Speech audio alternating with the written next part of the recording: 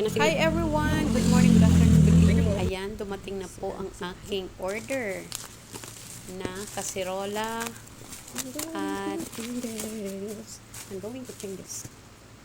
Kawali na in-order kay Lee Yus. Ayan.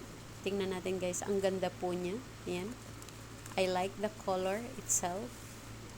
At napakamura lang po niyan guys. 4 na piraso ay 2,266 point something. So, 2,267 na siya. Napakaganda po. Hindi ka po magsisisi. Though before guys, nag-order ako ng Salad Master. Nakabayad na po ako ng 190k pero ni isang kaldero wala pa po sa kamay ko. Sana maibigay sa akin gaya ng sinabi. So, tayo na po mag-assemble nito guys ng syempre ng hawakan niya sa takip at sa kawali. Kahit na medyo masakit yung aking kanang kamay, wala namang ibang gagawa nito kundi ako. Kaya ayan. Mahilig din po kasi ako guys magluto, kaya gusto ko maganda yung aking nilulutuang kaldero. Na-inlove po ako dito nung nakita ko sa TikTok. Kasi nung umorder po ako sa kanila ng blender, ang ganda din po ng kanilang blender. Talagang, siya, recommendable. So, try nyo guys at para maging happy tayo sa ating nilulutuan. Ayan.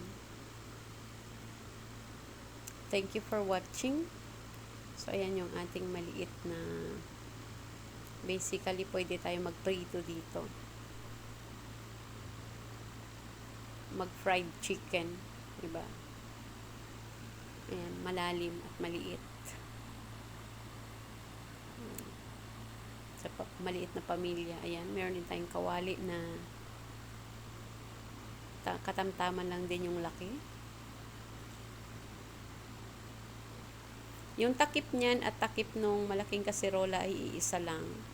And ito. At meron din po yung takip. Yan yung pinakamalaking kawali.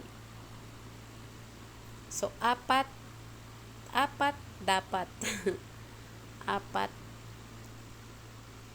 na lutuan for only 2,266 point something or 2,267 na siya guys. So, ang ganda diba? So, bili na kayo guys. Bili na. Thank you for watching.